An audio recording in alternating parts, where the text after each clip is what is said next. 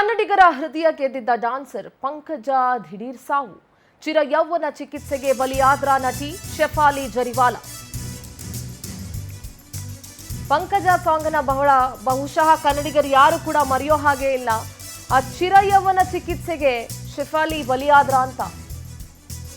ಸುರಸುಂದರಿಯಾಗಿ ಕಾಣಿಸ್ಕೊಳ್ಳೋದಕ್ಕೆ treatment ಪಡ್ಕೊಳ್ತಾ ಇದ್ರು ಅನ್ನೋ ಮಾಹಿತಿ ಇದೆ. ಆ ಚಿಕಿತ್ಸೆಯ ಸೈಡ್ ಎಫೆಕ್ಟ್ಗೆ ಶೆಫಾಲಿ ಸಾವನ್ನಪ್ಪಿದಾಗಿ ವರದಿ ಬಂದಿದೆ. ಶೆಫಾಲಿ ದಿಢೀರ್ ಸಾವಿಗೆ ಈ ಆಂಟಿ ಏಜ್ ಟ್ರೀಟ್ಮೆಂಟ್ ಕಾರಣ ಆಗೋಯ್ತಾ?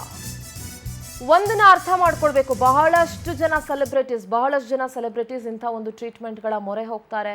ಅದಕ್ಕೆ ಬೇರೆ ಬೇರೆ ಟೆಕ್ನಾಲಜಿ ಇದೆ, ಬೇರೆ ಬೇರೆ ದೇಶಗಳಿಗೆ ಹೋಗಿ ಈ ರೀತಿ ಟ್ರೀಟ್ಮೆಂಟ್ಗಳನ್ನು ಮಾಡ್ಕೊಂಡು ಬರ್ತಾರೆ.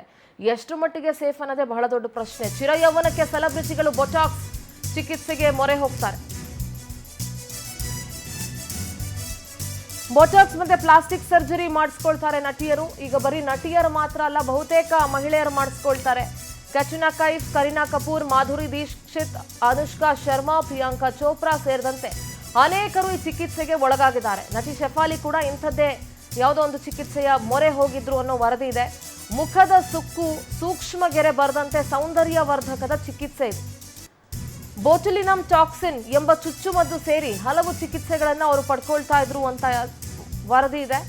ಮುಖಕ್ಕೆ ಚುಚ್ಚುಮದ್ದು ನೀಡೋದು ಸೇರಿ ಹಲವಾರು ಟ್ರೀಟ್ಮೆಂಟ್ಗಳ ಮೊರೆ ಹೋಗಿದ್ರು ಶೆಫಾಲಿ. ಇದು ನರಗಳು ಮತ್ತು ಸ್ನಾಯುಗಳ ಮೇಲೆ ನೇರ ಪರಿಣಾಮ ಬೀರುವಂಥ ಟ್ರೀಟ್ಮೆಂಟು. ಈ ಚಿಕಿತ್ಸೆಗೆ ಸ್ವೆಲ್ಲಿಂಗು, ಮೈಗ್ರೇನು, ಹೈಪರ್ ಡೋಸ್ ಸೇರಿ ಹಲವು ಸೈಡ್ ಎಫೆಕ್ಟ್ಸ್ಗಳಿದ್ದಾವೆ. ಬೇರೆ ಬೇರೆ ರೀತಿಯಾದಂಥ ಸೈಡ್ ಎಫೆಕ್ಟ್ಸ್ಗಳಿದ್ದಾವೆ. ಇದು ಬಹಳಷ್ಟು ಜನ ಅರ್ಥ ಮಾಡ್ಕೊಳ್ಳೋದಿಲ್ಲ. ಒಂದು ಅರ್ಥ ಮಾಡ್ಕೊಳ್ಬೇಕ್ರಿ, ವಯಸ್ಸನ್ನು ಯಾರಾದರೂ ಮರೆಮಾಚಕ್ಕಾಗತ್ತಾ? ಆಗೋಗಿರೋ ವಯಸ್ಸನ್ನ ಮರೆಮಾಚಕ್ಕಾಗತ್ತಾ? ನಮ್ಮ ಜೊತೆಗೆ ಬ್ಯೂಟಿಷಿಯನ್ ಅಸೋಸಿಯೇಷನ್ನ ಅಧ್ಯಕ್ಷೆ ಅನಿತಾ ಶರ್ಲಿ ಅವರು ಕಾರ್ಯಕ್ರಮದಲ್ಲಿ ಜಾಯ್ನ್ ಆಗ್ತಾ ಇದ್ದಾರೆ. ಅನಿತಾ, ನಮಸ್ತೆ. ನಮಸ್ತೆ ಮೇಡಮ್. ನಮಸ್ತೆ ಅನಿತಾ. ಬಹಳಷ್ಟು ನಾವು ನೋಡ್ತಾ ಇರ್ತೀವಿ, ನೀವು ಗಮನಿಸಿರ್ತೀರಿ, ಮೊದಲೆಲ್ಲ ಬರೀ ಸೆಲೆಬ್ರಿಟೀಸ್ ಮಾತ್ರ ಇಂಥ ಬೇರೆ ಬೇರೆ ಟ್ರೀಟ್ಮೆಂಟ್ಗಳ ಮೊರೆ ಹೋಗ್ತಾರೆ ಅಂತ ಇತ್ತು. ಆದರೆ ಈಗ ಆಸ್ ಯು ನೋ, ಬಹಳಷ್ಟು ಜನ ಸಾಮಾನ್ಯ ಮಹಿಳೆಯರು ಕೂಡ ಇಂಥ ಒಂದು ಟ್ರೀಟ್ಮೆಂಟ್ಗಳ ಮೊರೆ ಹೋಗ್ತಾ ಇದ್ದಾರೆ. ಸೊ ಇದ್ರ ಬಗ್ಗೆ ಏನು ಹೇಳ್ತೀರಿ ಅನಿತಾ? ಆಕ್ಚುಲ್ ಆಗಿ ಸೋಷಿಯಲ್ ಮೀಡಿಯಾ ಯಾವಾಗ ಶುರು ಆಯ್ತು, ಸೋಷಿಯಲ್ ಮೀಡಿಯಾದಲ್ಲಿ ನೋಡ್ಕೊಳ್ಳೋದು ಎಲ್ಲ ಮಾಡ್ಕೊಳ್ಳೋದು, ಅದರಿಂದ ಏನ್ ಪರಿಣಾಮ ಆಗುತ್ತೆ ಅನ್ನೋದ್ರ ಬಗ್ಗೆ ಯೋಚನೆನೇ ಇಲ್ಲ. ಯಾರಿಗೂ ಇವಾಗ ಆರೋಗ್ಯದ ಬಗ್ಗೆ ಕಾಳಜಿ ಇಲ್ಲ. ಬರೀ ಬ್ಯೂಟಿ ಬಗ್ಗೆ ಅತ್ಯಂತ ಇನ್ಸ್ಟೆಂಟ್ ಆಗಿ ಆಗ್ಬೇಕು, ಮತ್ತೆ ಬೇಗ ಆಗ್ಬಿಡ್ಬೇಕು, ಇಮಿಡಿಯೇಟ್ ಆಗಿ ಆಗ್ಬೇಕು ಅನ್ನೋ ಒಂದು ಬ್ಯೂಟಿ ರೇಸ್ ಅಲ್ಲಿ ಏನಾಗ್ತಾ ಇದೆ ಅಂತ ಹೇಳಿದ್ರೆ, ಸ್ಕಿನ್ ವೈಟ್ನಿಂಗ್ ಆಗ್ಬೇಕು, ಕಪ್ಪಗಿರೋರು ಫೇರ್ ಆಗ್ಬೇಕು, ಫೇರ್ ಆಗಿರೋರು ವೈಟ್ನಿಂಗ್ ಆಗ್ಬೇಕು, ಮತ್ತೆ ಸ್ಕಿನ್ ಲೈಟ್ನಿಂಗ್, ಇವೆಲ್ಲ ಮಾಡಿಸ್ಕೊಳ್ಳೋದ್ರಲ್ಲಿ ಈ ಫಿಲ್ಲರ್ಸು ಮತ್ತೆ ಬೊಟೆಕ್ಸು ಮತ್ತೆ ಈ ಗ್ಲೂಟಾಥೈನ್ ಅನ್ನೋದನ್ನು ಏನಂತ ಹೇಳಿದ್ರೆ ಮಾತ್ರೆ ರೂಪದಲ್ಲಿ, ಇಂಟೇಕು, ಇಂಜೆಕ್ಷನ್ ರೂಪದಲ್ಲಿ ಈ ರೀತಿ ಎಲ್ಲ ಬರ್ತಾ ಇದೆ. ಇದು ಏನಾಗ್ತಾ ಇದೆ ಅಂದ್ರೆ ಫೈನ್ ಲೈನ್ಸ್ ನ ರಿಮೂವ್ ಮಾಡುತ್ತೆ, ಮತ್ತೆ ಫೋರ್ಹೆಡ್ ಮತ್ತೆ ಇದು ಐ ರಿಂಕಲ್ಸ್ನೆಲ್ಲ ರಿಮೂವ್ ಮಾಡುತ್ತೆ, ಬಹಳ ಹೆಂಗಾಗಿ ಕಾಣ್ತೀವಿ ಅಂತ ಆಲೋಚನೆ ಮಾಡ್ಕೊಂಡು ಇದನ್ನ ತಗೊಳ್ತಾ ಇದ್ದಾರೆ. ಇದನ್ನ ಇಂಟೇಕ್ ಮಾಡೋದು ಮತ್ತೆ ಕ್ರೀಮ್ ರೂಪದಲ್ಲಿ ಅಪ್ಲೈ ಮಾಡ್ಕೊಳ್ಳುವಂಥದ್ದು ಬ್ರೈಟ್ನಿಂಗ್ ಆಗೋದಕ್ಕೋಸ್ಕರ, ಮತ್ತೆ ಇಂಜೆಕ್ಟ್ ಮಾಡ್ಕೊಳ್ಳುವಂಥದ್ದು, ಮತ್ತೆ ಇದು ನಾವು ಗ್ಲೂಕೋಸ್ ಹಾಕ್ಸ್ಕೊಳ್ಳೋ ತರ ಹಾಕಿಸ್ಕೊಳ್ಳೋ ಅಂಥದ್ದು, ಈ ರೀತಿ ಎಲ್ಲ ತುಂಬಾ ಮಾಡ್ತಾ ಇರೋದ್ರಿಂದ ಏನಾಗ್ತಾ ಇದೆ ಅಂತಂದ್ರೆ ಆರೋಗ್ಯದ ಮೇಲೆ ಬಹಳನೇ ದುಷ್ಪರಿಣಾಮ ಬೀಳ್ತಾ ಇದೆ. ಗ್ಲೂಟಾಥಿಯಾನ್ ಇಸ್ ನಾಟ್ ಗುಡ್ ಅಂತ ಹೇಳ್ತಾ ಇದ್ದೀರಾ? ಖಂಡಿತವಾಗ್ಲೂ ಒಳ್ಳೇದಲ್ಲ, ಖಂಡಿತವಾಗ್ಲೂ ಒಳ್ಳೇದಲ್ಲ. ಈ ಬೆಲೂನು ಏನಾಗುತ್ತೆ ಅಂದ್ರೆ ನಾವು ಬೆಲೂನ್ ಊದ್ತೀವಿ, ಊದಿ ಆಮೇಲೆ ಗಾಳಿ ತೆಗೆದ್ಮೇಲೆ ಹೆಂಗೆ ಸುರ್ಕು ಮತ್ತೆ ವಾಪಸ್ ಸುರ್ಕಾಗುತ್ತಲ್ಲ, ಆ ರೀತಿ ಫೇಸ್ ಎಲ್ಲ ಮತ್ತೆ ಆಗೋಗುತ್ತೆ. ನ್ಯಾಚುರಲ್ ಆಗಿರೋಂಥ ಮಾಯಿಶ್ಚರೈಸರ್ ನ ಇವ್ರು ಉಳಿಸ್ಕೊಳಕ್ ಆಗೋದಿಲ್ಲ, ಹೈಡ್ರೇಷನ್ ನ ಉಳಿಸ್ಕೊಳಕ್ ಆಗೋದಿಲ್ಲ, ಮತ್ತೆ ಇವರು ಇದು ಮಾಯಿಶ್ಚರ್ ನ ಸ್ಟೋರ್ ಮಾಡ್ಕೊಳ್ಳೋದಕ್ಕೋಸ್ಕರ ಇದನ್ನ ಇಂಜೆಕ್ಟ್ ಮಾಡ್ಕೊಳ್ಳುತ್ತಾರೆ. ಆದ್ರೆ ಅದರದ್ದು ಎಫೆಕ್ಟ್ ಬಹಳನೇ ಇದೆ. ಸರ್ಟಿಫೈಡ್ ಡಾಕ್ಟರ್ಸ್ ಇರ್ತಾರೆ, ಇವತ್ತು ಆತರ ಇಲ್ಲ. ಇವರು ಯೂಟ್ಯೂಬ್ ನೋಡ್ಕೊಂಡು ತಮಗ್ ತಾವೇ ಎಲ್ಲಾ ಟ್ರೀಟ್ಮೆಂಟ್ ಮಾಡ್ಕೊಳ್ತಾ ಇರೋದ್ರಿಂದ ಇದೆಲ್ಲ ಪರಿಣಾಮ. ಒಂದು ನನಗೆ ಮಾಹಿತಿ ಕೊಡಿ. ನಿಮಗೆ ಗೊತ್ತಿರೋ ಹಾಗೆ ಬಹಳಷ್ಟು ಈಗ ಸರ್ಟಿಫೈಡ್ ಡಾಕ್ಟರ್ಸ್ ಬಗ್ಗೆ ನೀವು ಮಾತನಾಡ್ತಾ ಇದ್ರಿ. ಅಂಥದ್ದು ಸಾವಿರಾರು ಕ್ಲಿನಿಕ್ಗಳು ಓಪನ್ ಆಗೋಗಿದೆ ಇವಾಗ. ಅದರಲ್ಲಿ ಈಗ ಕೆಲವೊಂದು ನಾರ್ಮಲ್ ಸಲೂನ್ಸ್ ಅಲ್ಲೂ ಕೂಡ ಲೈಕ್ ಕೆಮಿಕಲ್ ಪೀಲಿಂಗ್ ಇರ್ಬೋದು, ಹೈಡ್ರಾ ಫೇಶಿಯಲ್ಸ್ ಇರ್ಬೋದು, even at the normal salons, so called branded ಸಲೂನ್ಗಳಲ್ಲೂ ಈ ಫೆಸಿಲಿಟೀಸ್ ಇರೋದ್ರಿಂದ it is very affordable for a common women also.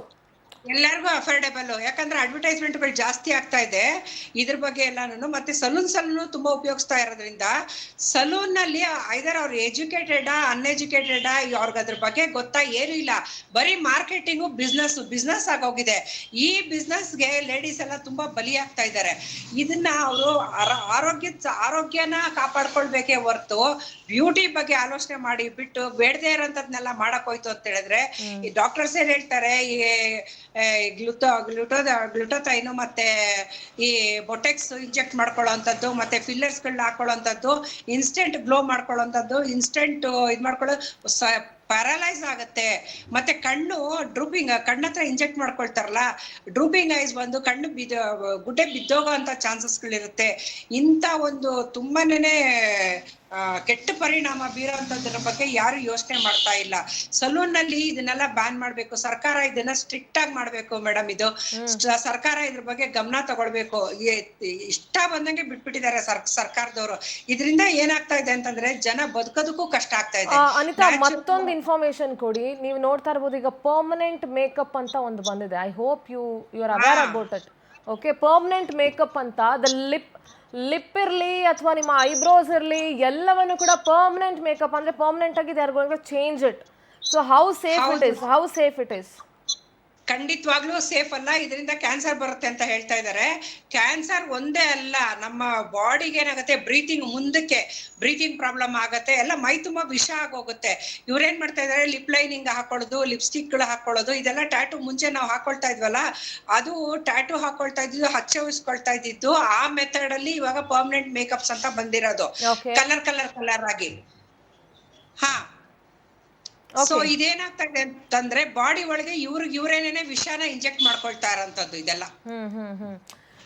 ಇದರ ಜೊತೆಗೆ ಅನಿತಾ, ಬಹಳಷ್ಟು ಸೆರಮ್ಸ್ ಬಂದಿದೆ ಇವಾಗ. If you know about it, vitamin C ತಗೊಳ್ಳಿ, ಎ ತಗೊಳ್ಳಿ, ಗ್ಲೂಟಥಿಯಾನ್ ಇರಲಿ. ಗ್ಲೂಟಥಿಯಾನ್ ಅದು ಇವಾಗ ಸೆರಮ್ ಥರನೂ ಬಂದಿದೆ. Skin brightening, skin whitening, night serum, morning serum. So how safe these serums are Anita? Madam, ಯಾವುದು ಸೇಫ್ ಅಲ್ಲ. ನ್ಯಾಚುರಲ್ ಮೆಥಡ್ ಅಲ್ಲಿ ಏನ್ ಮಾಡ್ತಾ ಇದ್ರು ಅದೇ ಯಾವತ್ತು ಸೇಫು. ನಾವು ತುಂಬಾ ಹೇಳ್ತಾ ಇರ್ತೀವಿ ಇದೆಲ್ಲ ಅನ್ಯಾಚುರಲ್, ಸ್ವಲ್ಪ ದಿವ್ಸಕ್ಕೆ ಮಟ್ಟಿಗೋಸ್ಕರ ಇವರು ಇಡೀ ಜೀವನನೇ ಹಾಳು ಮಾಡ್ಕೊಳ್ತಾ ಇದಾರೆ, ಪ್ರಾಣಕ್ಕೇನೆ ಕುತ್ತು ತಂದುಕೊಳ್ತಾ ಇದಾರೆ. ನಾನು ಹೇಳಿದ್ನಲ್ಲ, ಕ್ರೀಮ್ ಇದೆ, ಸೆರಮ್ ಇದೆ, ಮತ್ತೆ ಗ್ಲೂಕೋಸ್ ಇಂಜೆಕ್ಟ್ ಮಾಡ್ಕೊಳ್ತಾರಲ್ಲ, ಗ್ಲೂಕೋಸ್ ಹಾಕ್ತಾರಲ್ಲ ಡಾಕ್ಟರ್, ಆ ತರ ಇದೆ. ಮತ್ತೆ ಟ್ಯಾಬ್ಲೆಟ್ ಗಳಿದಾವೆ, ಇಂಜೆಕ್ಷನ್ ಗಳಿದಾವೆ, ಫಿಲ್ಲರ್ಸ್, ಬೊಟೆಕ್ಸ್, ಗ್ಲುಟೋಥೈನ್, ಇಂಥವೆಲ್ಲಾನು ಇತ್ತೀಚೆಗೆ ಬಂದಿರೋಂಥದ್ದು. ಸ್ಕಿನ್ ಲೈಟನಿಂಗು ಎಲ್ಲಾರು ಬೆಳ್ಳಗಾಗ್ಬೇಕು, ಇನ್ಸ್ಟೆಂಟ್ ಆಗಿ ಎಲ್ಲಾರು ಬೆಳ್ಳಗಾಗ್ಬೇಕು. ಯಾವ ರೀತಿ ಈ ರೀತಿ ವಿಷಾನ ಇಂಜೆಕ್ಟ್ ಮಾಡ್ಕೊಳ್ಳೋಂಥದ್ದು ಇವರು. ಇದೆಲ್ಲಾನು ತುಂಬಾನೇ ಅಪಾಯಕಾರಿಯಾಗಿರೋಂಥದ್ದು. ಅನಿತಾ, ಒಂದು ಈ ಟ್ರೀಟ್ಮೆಂಟ್ ಬಗ್ಗೆ ಮಾತಾಡ್ತಾ ಇದ್ರಿ, ಅಂದ್ರೆ ಇದು ಎಷ್ಟೋ ಸಿಟ್ಟಿಂಗ್ಸ್ ಇರುತ್ತೆ ಅಂತ ನಾನು ಕೇಳ್ಪಟ್ಟಿರ್ತೀನಿ. ಅಂದ್ರೆ 21 days, 24 days, 26 days ಈ ರೀತಿ. ಇದಕ್ಕೆ ಒಂದೊಂದ್ಸಲ ಅಂದ್ರೆ every 26 days or 24 days repeatedly ಆ ಸಿಟ್ಟಿಂಗ್ಸ್ ತಗೊಳ್ತಾ ಇರಬೇಕು ಅಂತ ನಾನು ಕೇಳ್ಪಟ್ಟೆ. ಸೊ ಇದ್ರ ಬಗ್ಗೆ ಏನ್ ಹೇಳ್ತೀರಿ? ಆ ಸಿಟ್ಟಿಂಗ್ಸ್ ಇಂಜೆಕ್ಟ್ ಮಾಡ್ಕೊಳ್ಳೋದು ಅಷ್ಟೇನೆ, ಇಷ್ಟು ದಿನ ಬಿಟ್ಟು ಇಂಜೆಕ್ಟ್ ಮಾಡ್ಕೊಳ್ಬೇಕು ಅಂತ ಇರುತ್ತೆ ಮೇಡಮ್. ಇಂಜೆಕ್ಷನ್ ಬೊಟೆಕ್ಸ್ ಆಗ್ಲಿ ಮತ್ತೆ ಇದಾಗ್ಲಿ, ಅದ್ರದ್ದು ಪರಿಣಾಮ ಇದ್ರ ಕಡಿಮೆ ಆಗ್ತಾ ಇದ್ದಂಗೆ ಮತ್ತೆ ವಾಪಸ್ ಅವ್ರು ಇಂಜೆಕ್ಟ್ ಮಾಡ್ಕೊಳ್ಬೇಕಾಗಿ ಬರುತ್ತೆ. ಅದು ಎಲ್ಲಾರ್ಗೂ ಹೊಂದಲ್ಲ, ಕೆಲವ್ರಿಗೆ ಮಾತ್ರನೇ ಹೊಂದಂತದ್ದು. ಹೆಲ್ತಿ ಸ್ಕಿನ್ ಸ್ವಲ್ಪ ಇರೋವರೆಗೂನು ಅದು ಒಂದು ತಡ್ಕೊಳ್ಳುತ್ತೆ ಶಕ್ತಿ ಇದ್ರೆ. ಇಲ್ಲ ಅಂತ ಹೇಳಿದ್ರೆ ಇಮಿಡಿಯೇಟ್ ಆಗಿ ಏನಾಗುತ್ತೆ, ತೊಂದರೆ ಆಗುತ್ತೆ ಅದು. ಓಕೆ, ಮತ್ತೊಂದು ಹೇಳಿ. ಈ ಒಂದು ನೀವು ಇಂಜೆಕ್ಷನ್ಸ್ ಬಗ್ಗೆ ಮಾತಾಡಿದ್ರಿ, ಅಂಡ್ ಲೈಕ್ ಡ್ರಿಪ್ ತರ ಅದನ್ನ ಲಿಕ್ವಿಡ್ ವೈಟಮಿನ್ ಸಿ ಇದೆಲ್ಲ ತಗೊಳ್ತಾರೆ, ಅದು ಒಂದು ಹೇಳಿದ್ರಿ.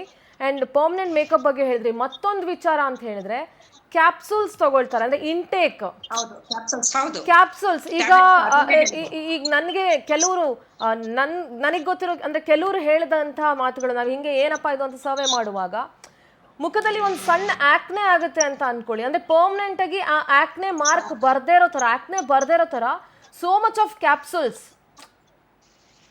ವೈಟಮಿನ್ಸ್ ಕ್ಯಾಪ್ಸೂಲ್ಸ್, ಇನ್ಯಾವುದೋ ಕ್ಯಾಪ್ಸೂಲ್ಸ್. ಇದೆಲ್ಲ ಹೇಗೆ Anita? How does it work?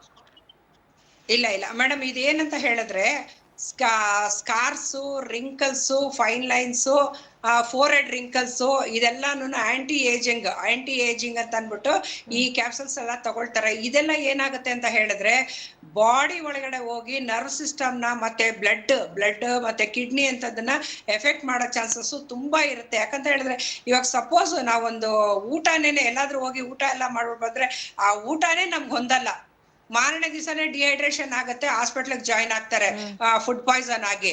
ಅಂತದ್ರಲ್ಲಿ ಇವ್ರು ಹೋಗ್ಬಿಟ್ಟು ಅದನ್ನ ಟ್ಯಾಬ್ಲೆಟ್ಗಳನ್ನ ಸಿಲಿಕಾನ್ ಇವಾಗ ಸಿಲಿಕಾನ್ ಇಂದ ಮಾಡಿರೋಂಥದ್ದು.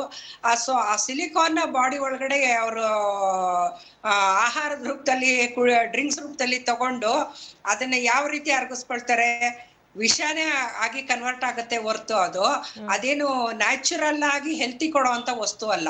ಅನ್ಹೆಲ್ತಿ ಇವೆಲ್ಲ ಅನ್ಯಾಚುರಲ್ ಆಗಿ ಅನ್ಹೆಲ್ತಿ. ಅವ್ರ ಪ್ರಾಣ ಮತ್ತೆ ಅವ್ರ ಬ್ಯೂಟಿನ ಎನ್ಹಾನ್ಸ್ ಮಾಡ್ಕೊಳಕ್ ಹೋಗಿ, ಬ್ರೈಟ್ನೆಸ್ ಮಾಡ್ಕೊಳಕ್ ಹೋಗಿ, ಸ್ಕಿನ್ ಲೈಟನಿಂಗ್ ಮಾಡ್ಕೊಳಕ್ ಹೋಗಿ ಚಿಕ್ಕವ್ರಿಗಾಗಿ ಕಾಣಕ್ ಹೋಗ್ಬಿಟ್ಟು ಅವ್ರೇ ಟಿಕೆಟ್ ಕೊಟ್ಕೊಳ್ಳೋ ಅಂತ ಕೆಲ್ಸಗಳಿವೆಲ್ಲ. ಒಂದು ನೀವು ಆಂಟಿ ಏಜಿಂಗ್ ಟ್ರೀಟ್ಮೆಂಟ್ ಬಗ್ಗೆ ಮಾತಾಡ್ತಾ ಇದ್ರಿ ಅನಿತಾ, ಮತ್ತೊಂದು ಈ so much of facials has come now. ಮೊದಲೆಲ್ಲ ಏನಿತ್ತು, ಒಂದು ನಾರ್ಮಲ್ ಫೇಶಿಯಲ್ ಇತ್ತು, ಒಂದು ಗೋಲ್ಡ್ ಫೇಶಿಯಲ್ಲೋ ಒಂದು ಡೈಮಂಡ್ ಫೇಶಿಯಲ್ಲೋ, ಅದರ ನಾರ್ಮಲ್. ಈಗ there are n number of products, ಈಗ ಬೇಕಾದಷ್ಟು ಪ್ರಾಡಕ್ಟ್ಸ್ಗಳು ಬಂದಿದೆ. ಆ್ಯಂಡ್ ಎಕ್ಸ್ಪೆಷಲಿ ಈಗ ನೀವು ಎಲ್ಲಾದರೂ ನೋಡಿ ಇಟ್ ಇಸ್ ಆಫ್ ಹೈಡ್ರಾ ಫೇಶಿಯಲ್ಲೋ ಅಥವಾ ಇನ್ನೊಂದು ಯಾವುದೋ ಫೇಶಿಯಲ್ಲೋ, ಆ ಹೆಸರುಗಳೇ ಗೊತ್ತಿಲ್ಲ. ಜನರಲಿ ನಾವು ಈಗ ಇನ್ಸ್ಟಾಗ್ರಾಮ್ ಸರ್ಫ್ ಮಾಡ್ತಾ ಇದ್ರೆ ತುಂಬ ಸಲೂನ್ಗಳಲ್ಲಿ they are using it. So ಈ ರೀತಿಯಾದಂಥ ಫೇಶಿಯಲ್ಸ್ ಎಷ್ಟು ಎಫೆಕ್ಟ್ ಆಗುತ್ತೆ ಹೆಲ್ತ್ ಮೇಲೆ? ನ್ಯಾಚುರಲ್ ಆಗಿ ಮಾಡ್ತಾ ಇದ್ದಂತ ಫೇಶಿಯಲ್ ಮುಂಚೆ ಎಲ್ಲ ಬ್ಲೀಚ್ ಹಾಕೊಳ್ಳೋದಕ್ಕೆ ಎದುರ್ತಾ ಇದ್ರು ಜನ. ಬ್ಲೀಚ್ ಬೇಡ, ನಮಗ್ ಫೇಶಿಯಲ್ ಮಾತ್ರ ಮಾಡ್ರಿ ಅಂತ ಹೇಳ್ತಾ ಇದ್ರು. ಸೊ ಇವತ್ತೇನಾಗಿದೆ, ಮುಂಚೆ ಬಂತು ಮೈಕ್ರೋ ಡರ್ಮಾಬ್ರೇಷನ್ ಅಂತ ಅಂದ್ಬಿಟ್ಟು ಬಂತು. ಮೈಕ್ರೋ ಡರ್ಮಾಬ್ರೇಷನ್ ಇನ್ನೊಂದು ರೂಪಾನೇ ಹೈಡ್ರಾ ಫೇಶಿಯಲ್. ಅದ್ರೊಳಗೆ ಏನಂದ್ರೆ 10 in 1, 12 in 1 ಅಂತ ಅಂದ್ಬಿಟ್ಟು ಎಲ್ಲ ಸ್ಕಿನ್ಗೆ ತುಂಬಾನೇ ಫೋರ್ಸ್ ಮಾಡೋ ಅಂತದ್ದೇನೆ. ಅಂದ್ರೆ ಔಟರ್ ಲೇಯರ್ ನ ಕಂಪ್ಲೀಟ್ ಆಗಿ ರಿಮೂವ್ ಮಾಡಿ ಇನ್ನರ್ ಲೇಯರ್ ಅಂದ್ರೆ ದ ಟ್ರೂ ಸ್ಕಿನ್ ಇರುತ್ತೆ, ಟ್ರೂ ಸ್ಕಿನ್ ನಮ್ಗೆ ಏನಿರುತ್ತಲ್ಲ, ಟ್ರೂ ಕಲರ್ ಏನಿರುತ್ತಲ್ಲ, ಅದನ್ನ ನಾವು ಆಚೆ ಕಡೆ ತಗೊಂಡ್ ಬರೋದಕ್ಕೆ ನಾವು ಬಹಳ ಫೋರ್ಸೇಬಲ್ ಆಗಿ ಪ್ರಯತ್ನ ಮಾಡ್ತೀವಿ. ಆ ಪ್ರಯತ್ನದಲ್ಲಿ ಏನಾಗುತ್ತೆ ಅಂತ ಹೇಳಿದ್ರೆ ಆರೋಗ್ಯಕ್ಕೆ ತುಂಬಾನೇ ಹಾನಿ ಆಗತ್ತೆ. ಅನ್ಯಾಚುರಲ್ ಆಗಿ ಮಾಡ್ಕೊಳಕ್ ಹೋಯ್ತು ಅಂತ ಹೇಳಿದ್ರೆ ನ್ಯಾಚುರಲ್ ವಿಧದಲ್ಲಿ ಮಾಡ್ದಲೆ ಈ ರೀತಿ ಮಿಷಿನರಿ ಎಲ್ಲ ಯೂಸ್ ಮಾಡಿ ಇದೆಲ್ಲ ಆದ್ಮೇಲೆ ಇವಾಗ ಇವ್ರೇನ್ ಮಾಡಿದಾರೆ, ಹೈಡ್ರೋಫೇಶಿಯಲ್ ಬೇಡ, ಮೈಕ್ರೋ ಡರ್ಮಾಬ್ರೇಷನ್ ಬೇಡ, ಈಗ ಅದಕ್ಕೂ ಮೇಲಾಗಿ ಇವಾಗ ಬೊಟೆಕ್ಸು, ಫಿಲ್ಲರ್ಸು ಮತ್ತೆ ಗ್ಲೂಟೋಥೈನ್ ಇಂಥದ್ದನ್ನ ಉಪಯೋಗಿಸ್ತಾ ಇದ್ದಾರೆ. ಈ ಎಲ್ಲಾ ಕ್ರಮಗಳು ಬಂದು ಎಲ್ಲಾನು ಅನ್ಯಾಚುರಲ್, ಅನ್ಹೆಲ್ತಿ.